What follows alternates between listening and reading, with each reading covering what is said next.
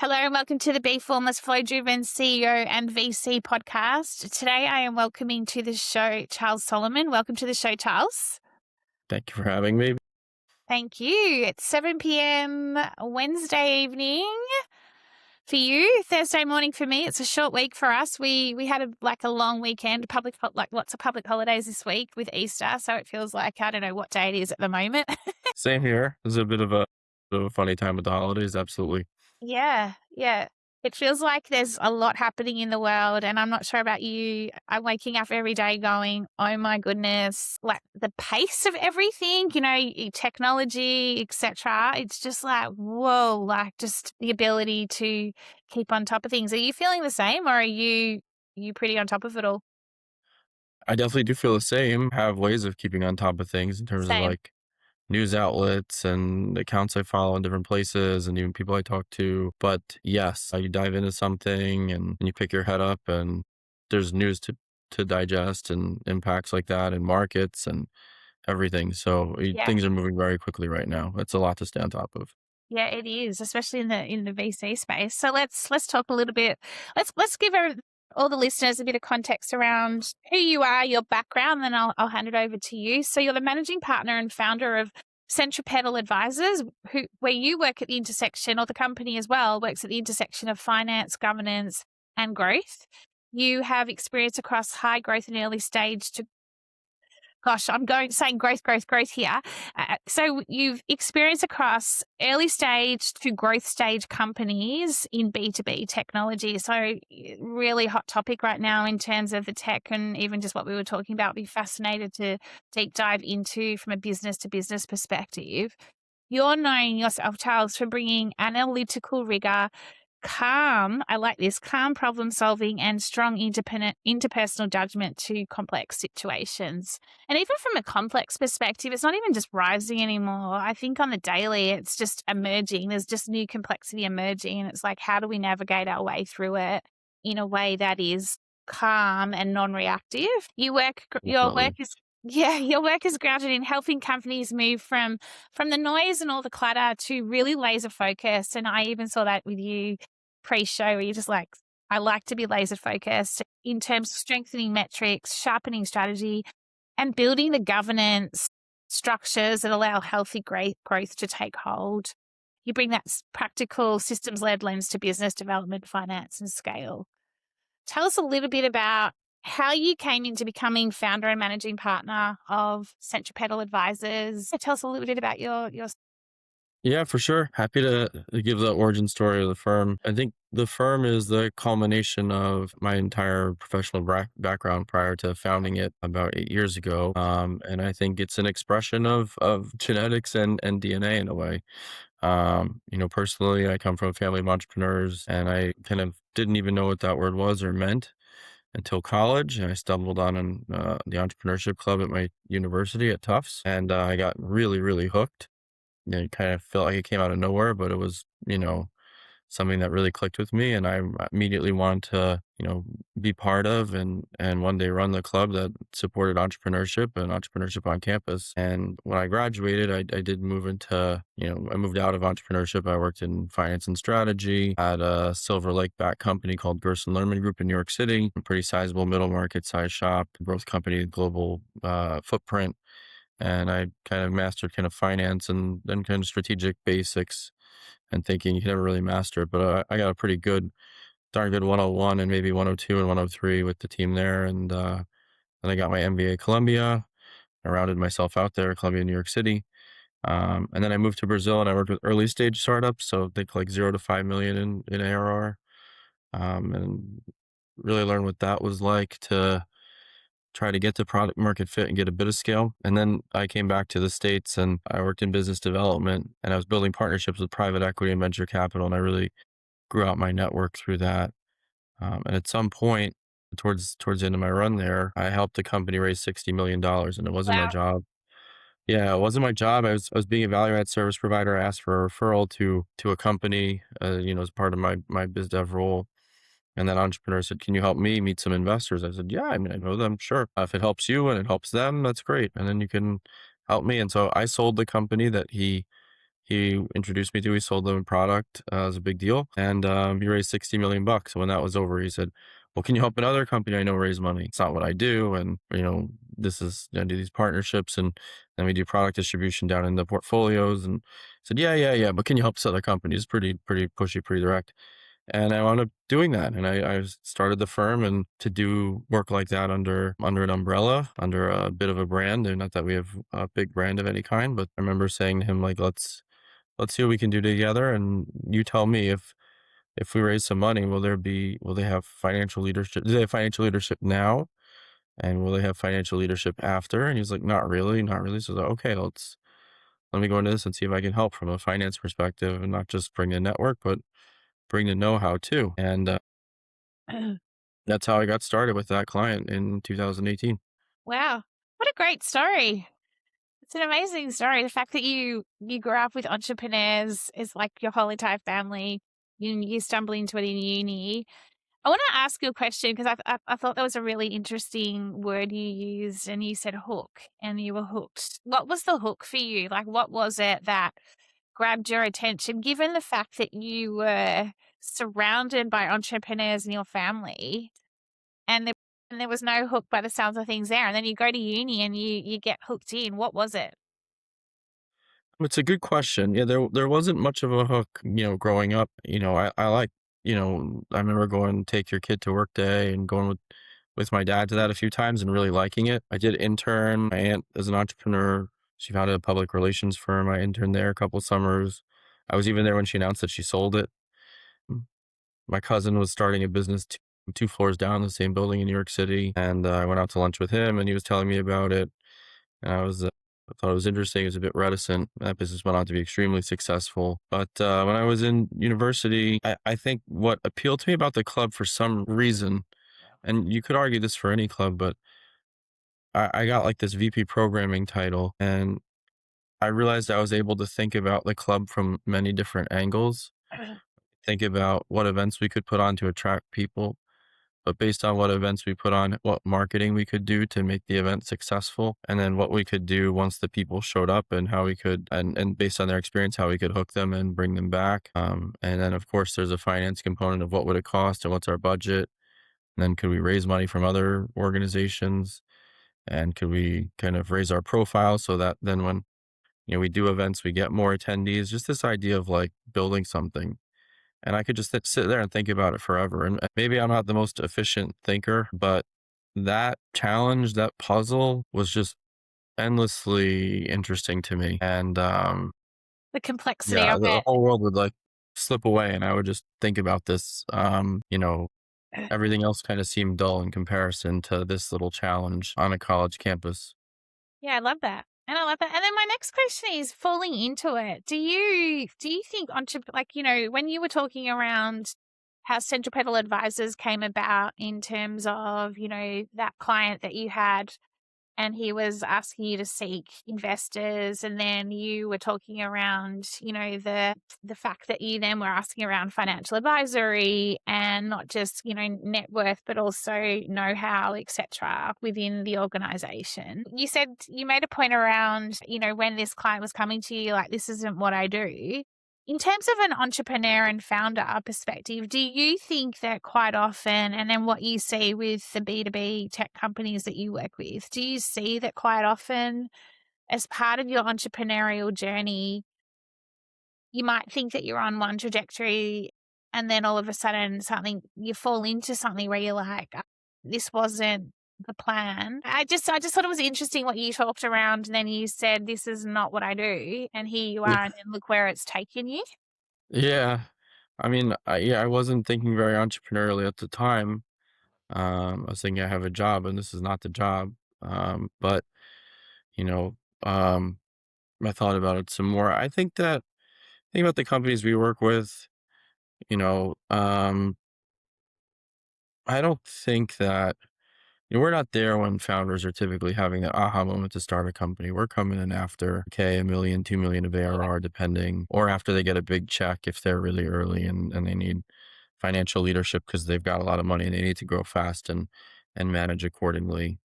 I think that part of the journey where I don't see in founders that much. And when they're building with us, they're often building in primary markets. There's some seeding of adjacent markets for sure, but there's so much room to run usually in a primary market. And I think the challenge is more staying focused. I think a lot of founders we work with are the opposite. Oh, but we could also do this. But what if we also did that? And what about more revenue streams? And they undervalue simplicity and overvalue complexity, and constantly they'll misestimate the cost of complexity. And capital's limited. So I see that. I think the other thing I see in terms of like this is not what I do, or understanding narrative and opportunity. I see a lot of founders that will talk or think about their business in a certain way, but the numbers will Tell a different story. kind of tell a different story, and it's very hard. They're very attached to the business. This is their baby. No one wants to hear that their baby is not perfect or whatever. But I think that that's a real challenge in general. Like narrative versus the numbers. Like when that guy said, could you do this? I mean, the answer should have been, of course I can. I'm not sure I want to, instead of this isn't what I do. Because I had a network, I had the know how, I had the skills, I had the experience, right? It's just a choice. And I eventually changed made a different decision and went for it. But I think for founders, being able to take in data and perspective, forward looking data, backward looking data, and sit with it, even if it makes them uncomfortable, It's so and see uncomfortable real at difference. The times. game is really hard. Yeah, I It's agree. really Like, hard. I agree as a founder myself. And, like you've just nailed a couple of points here that I want to dig into, if that's okay with you, in terms of just let's start with undervaluing simplicity and, that ability to be laser focused. Like there's a, I think there's a gift when you are able to solve complex problems, and the more complex it is, and the ability to see the disconnections and then put it back together and interconnect it, reconnect it. That's a difference between, like you say, quite often founders get caught, or any form of a leader gets caught up in jumping from here, and here. And I think with just even the way I started the show at the start, in terms of there is just so much to focus on, choose from right now. What do you tell your, the companies that you work with and the founders that you work with when it comes to being laser focused and, just getting focused on what they need to focus on versus everything else that is kind of like almost like, what do I call it? It's the shiny new toy. Because there's so many shiny new toys at the moment. There's Like every uh, day I'm like, oh my gosh, there's a new toy here. Like everyone's on the Claude bandwagon at the moment. And then the next thing, and then there's another thing. And it's like, yep, I'm on the Claude bandwagon too. I did some vibe coding yesterday for the oh my first time, so I'm gosh. trying. Yeah, I'm trying. I'm doing some like email management tool that Yeah. kind of blew up overnight, so we'll try again. But it's pretty fun to mess around with that. What do I say about staying laser focused? I think I try and, use reasonable examples about and point to data points. Like this is not like your balance sheet says you have this much cash. This is what you're trying to do. Um, we can talk to 5 VCs, but I'm sure they're all going to say your balance sheet should be double that if you want to try and take this risk and figure it out, because you're going to run out of runway. I use market data. Hey, we want to, increase the burn here, or we're worried growth will get to there. And we know enough investors and bankers, we can call them and say, what does a profile like this roughly command today? And I can say, well, do you want your valuation to be X or Y? Because that's kind of where you're headed, depending on what you decide. So I think that that's, those types of pieces of data are helpful. I think when people say, oh, we're going to build in this new area, I'm like, okay, well, what's it going to cost? I don't know. We're just going to do it. All right, well, let's sit down and go over it. And we're not going to hire anyone. Okay, well, who's going to do the work? Okay, someone on the team. Good. What work are they doing now? How are you going to replace that? I think trying to constantly strip at narratives with data, and I think when folks often don't understand, what founders don't often understand, is like what the impact is on multiples and valuation, but they all really care about that. So tying back to what that looks like and what their next round of financing would be based on that, what that could mean for the value of their equity, the value of the team's equity, tying back to runway, which is time to survive, you know, those things I think are helpful. And that's where we can color stuff in. And it also helps that we have enough of a network where we can call folks and kind of anonymously source ideas about financial profiles and timelines and certain stats and back it up a bit. But that's what we try and do, just chip away at narratives of simplicity and ask more questions to make clear what adding complexity will really add to the cost structure, how it will dilute focus of the team. And we also like to look at market size. So make sure if we're doing something new that there's a big enough market, that Right. there's enough immediate demand, um, or that we're investing in a small way until we can kind of get more signs of product market fit and try to educate the founder about making those bets appropriately based on where the business is and its goals. And it's never easy. Usually they have some product market fit in their first market, but you can try to remind them about that journey and make sure they understand that that's not guarantee that that's something that will happen again. So we've got to be prudent but reasonable. And then there are times we got to take risk. Hey, we think it's a winner take all market. It's moving Yeah. now. We're going to take this bet. This is the opportunity cost of not investing is really high. So this is what we're going to do. And we're very comfortable with that too. But we just want to make sure that if you're going to do that, if a company's going to do that, they're in a position to do it and win, as opposed to like, dabble just for the sake of dabbling, but they really have no chance compared to a reasonable competitor. Yeah. It's interesting. It's super interesting, the whole continued point around narrative versus numbers and, needing the two to come together. What's your view on, I guess, from it, like, are you seeing a noticeable change in terms of with the increase in the evolution of technology as we speak right now? Is it changing the game in general from what you're seeing with businesses? Let's come right back to focus again. Like, I mean, obviously you play in the space of B2B technology. Like, you must be seeing some profound, opportunities, etc., coming through. Are you noticing a huge change from a year ago? It's yeah. I mean, the environment's very different than a year ago. That's absolutely the case. We can talk about some of the different impacts. So for businesses maybe a year ago that were considered very attractive in the capital markets and private capital markets, there's so much attention on, could AI disrupt you, disintermediate you, basically turn you into a zero over the next 5 years, a typical like investment hold. We've definitely seen valuations come in for non-AI companies, and some are AI enable AI. Some are Right. not as affected by AI. For some, there's like a real AI could be a tailwind, but investors are definitely spooked, and Did you say there's definitely spooked? oh yeah, they're spooked for sure. They Yeah. don't know what to make of all of this. A lot of them, first of all, they don't want zeros unless they're true VC, and then they're taking big bets. But like a lot of investors want, like growth equity, private equity. They don't want zeros. So if they can't understand it, they're not comfortable with it. They don't really see a clear path. They're going to pay less. They want a discount. So definitely seeing that, and talk to a bunch of bankers, kind of thinking like 20, 25% valuation haircuts for, you know, on what used to be a valuation for a normal kind of SaaS kind of non AI native business 6 months ago. And that's definitely creating some compression. At the same time, native companies are changing the game, and it's incredible what they're showing the market is possible. Businesses can get to 100 million ARR in 24 months, Yeah. 18 months, right? That's unheard of, right? Yeah. Maybe it was 7 years and 6 years or 5 years. The 2 years, I mean, that's a step change. The benchmarks in terms of operating performance that they're able to achieve, 1 million to 5 million of ARR per employee. So 200K was all right and pretty good, and 300K was really good. I mean, this is a whole other universe in terms of efficiency. Now their margins are different. Their pricing models tend to be different.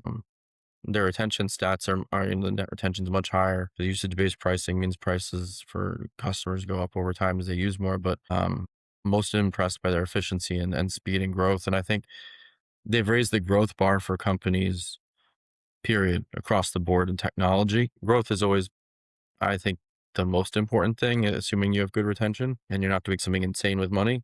But man, what was good growth before is now pretty good. Yeah. Um, because what is possible has changed overnight. And then so like that's the finance side, which is where we live and breathe, and those are the things we think about. But certainly on the other side of this is competitive dynamics, which is also something we have to think about when we're advising companies and working with companies. And what is possible to build with AI, or what could be possible over a reasonable time period. It forces you to think and rethink strategy, positioning, 100%. Story, And narrative yeah, again. it keeps everybody up at night for sure. Yeah, absolutely. And it's amazing what we can build, like even from a Claude perspective that you're in on it, like in terms of even coding and what you can actually create yourself. Like it's pretty wild, like compared to what you could do 12 months ago, for example, like as just a general consumer, I feel like. Do you know what I mean? Like I just think it's fascinating.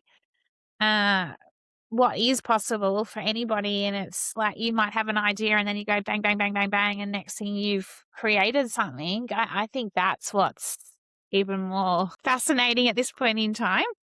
Yeah, I think everyone can, like, generally speaking, everyone's got room for improvement or efficiency with, personal AI usage as they craft tools or workflows or, code different things to improve their processes and efficiency. And yeah, it's amazing how everyone can do it. It definitely, makes you realize why markets are thinking, hey, who needs out of the box software when you can just build whatever you need on your own? I don't think it's so easy to build everything on your own all the I don't time think and so either. maintain it. Yeah, I mean, but clearly you can build a lot quickly with AI that was no longer possible. Clearly, a lot more people can build technology that couldn't, and in a somewhat competent way. The barrier to entrepreneurship just keeps going down, down, down. And The what? Sorry, the it's berry, did you say? All the right. barrier to entrepreneurship. I mean, Barrier. I thought you said you berry. could you could be a plumber and be like, "Well, I wanna build a tech app," you know? You don't have to hire some dev guy or go to outsource shop. Like, "Okay, I'm just gonna download AI and start building, and let's see where it goes." Yeah, I saw something on plumbing the It's other day. amazing. Can we come back to the spooked investors, in terms Oh, yeah. of yeah, I'm keen to share with the listeners what you mean by that in terms of and I guess my question on that for you is better understanding what you mean by spooked investor, and also, do you see the VC space at a point in time in terms of that what they've known for ever in a day is fundamentally shifting, changing because of the revolution we are in, and they are used to this is my hypothesis assumption potentially on speed. They're used to knowing what is next or what is potentially next, and at this point in time, they're not sure what's next, and so that's why they're spooked. Like, is or Yeah, no? let's talk about spooked investors and who they are. Be Yeah, more clear, helpful. I guess we can start with who I think is spooked. Clearly, in SaaS, the public markets are spooked, and they're very high on AI. I think private equity, growth equity, early growth equity, folks that are investing for a 3 to 5x plus return over a hold period, who may not be chasing the next, insta unicorn, but are looking for good, solid businesses with really good growth and retention. They're spooked because they have a much higher chance of a zero in this new tech world. And they're not built to take on zeros. And yeah, so AI disruption's a real risk there for the companies that they like to look at. I think for VC, I mean, I think it's a pretty darn good day to be a VC. I don't think they're scared. I think for VC, it's a time to lean in because if you do bet on one of these companies and they do get to yeah. 100 million ARR in 2 years, well, that's a lot more fun than waiting 7 years for a great company. That kind of IRR is stuff you dream about. So, yeah, if anything, the AI gold rush for a while has been on. I think especially the VCs, who are supposed to be the most forward looking, the most aggressive, um, you know, most risk prone, they're willing and able to take zeros to get home runs. I think they've been on top of this for a while. Maybe they didn't predict exactly what Claude could do when it could do it, but I think they've been on top of this for a while. I saw a VC in 2016. I think it was from, gosh, I can't even remember. I can see the room, and I remember meeting a guy named Chris Wallace there, who's a good dude. He's a founder now, I think. But VC then was saying, our big bet for the next 20 years is AI. And they're on top of this for a while. Yeah. So I think that for VCs who can take a lot of risk, who are looking for moonshots, a high volatility environment like this is perfect. For folks that are trying to trade risk and reward, if you will, you know, I think I kind of make a more balanced risk adjusted approach, if you will. This is much harder because the AI risk could just totally upend something, Mm. and their portfolios aren't built for that. So I would say, between them and the public markets and SaaS being spooked, Then you see the public markets loving AI, and you see VCs loving, their opportunity in AI. You can kind of see where you have a Everything's spooked group and an excited group. yeah, it's interesting. Scary good, like always, yeah, it's kind of spooked good or whatever it's yeah, like it's just kind of that kind of tension there. Final Yeah. question for you. Told you I would keep it to 30 minutes because I know that it is evening for you. The human aspect. How important is human relationships, that connection? We've talked a lot here around focus, obviously from a narrative versus numbers perspective, the spooked investor, what is possible in this world we're currently in. You're obviously a numbers person, that's exactly, that's your specialty in terms of from a financial perspective. How important is it to also then ensure that there's the human component as well in terms of connecting the two together? Like I quite often see numbers, numbers, numbers, and then forget about everything else. And I just think that we need to pull the two together more to get a better Yeah, result. absolutely. Mm. I mean, I want to give credit to a couple folks. So, man named Morocco who works at Resolve Growth introduced me to a guy named Jacob, I believe, from RF Investment Partners. And Jacob and I had a sit down just a few weeks ago. Um, I'm just trying to make sure I got his name right. I feel bad butchering someone's name on a pod, but we had a sit down. Um, yeah, last Wednesday, literally a week ago, and we're talking about exactly this and how to advise companies and support companies. And I think you can get into a lot of depth with numbers, which is nice. You can really cut through a lot of noise and clarify things. And so I think they're very important. We stand by them, and there's layers and layers to numbers. There's, simple analytics, but you can get more complicated. At the same time, I told them, we kind of understand that at Centripetal. We're pretty good. We know when to click deeper, how to click deeper. Assuming the data is there, we'll get on it. But the one thing that I think I told him that what I would study if I had to go back to school and get some type of accreditation or level up in an area, it wouldn't be finance and math. We have enough. We're good there. It wouldn't be even legal, which we have to deal with on financings when we're supporting founders. And I like that side. And there's a lot of outstanding value add in a transaction that a good CFO can bring. And we do that, but it would be psychology because the toughest thing to deal with is psychology and human relations. There's no question. Just the narrative and numbers side, the narrative is all based in psychological framing. Decisions come down to psychology, not what a spreadsheet says, and feelings and emotion. That's what leads to decisions. And the spreadsheet can help and can certainly change someone's feelings and thoughts and narratives. But if you're not presenting numbers in a way that's meaningful to the audience, if you're not speaking to the audience in a way that that he or she can, absorb the information and understand it, it becomes a bit academic. So, um, I think that for investment funds when they're talking to founders and investors in general, one of the things I like to say is a bit of a spicy take because we work with funds, and I just mentioned Rocco from Resolve, and he's a great guy, and we work with the guys at Blueprint a lot, Bobby and Mike and Sheldon over there. But, I do say sometimes to folks that I think the worst thing that happened to finance professionals is the finance industry. And there's a psychological and human component that can get washed out a bit Yeah. from just living in numbers and dealing in a kind of a finance culture, which can be kind of rough and abrasive in certain ways. And some founders like that, but some don't. And sometimes you have to kind of find different ways to reach people. And there's an assumption, oh, if this person's really smart or they're really good in spreadsheets, they'll be able to do that. I think that's part of it, but the psychological element and the human relations element is the most critical thing.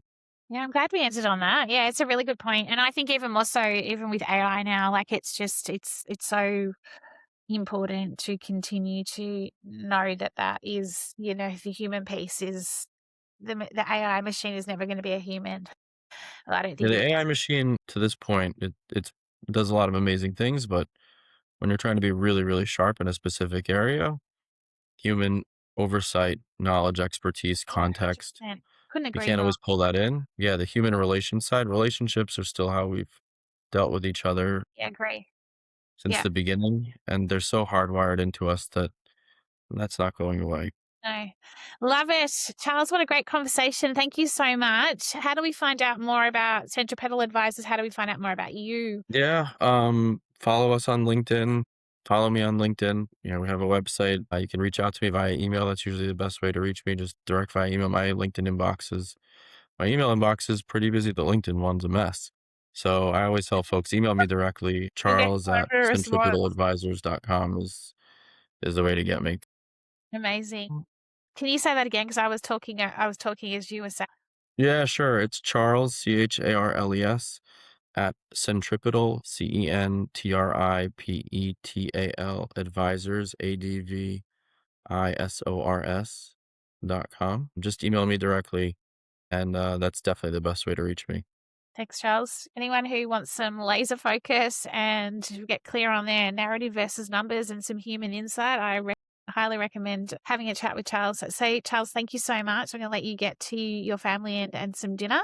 Have a great rest of the week ahead, and thank you. All right, thank you. Appreciate being on the podcast. Appreciate the invite. I wish you all the best. Thank you. Thanks.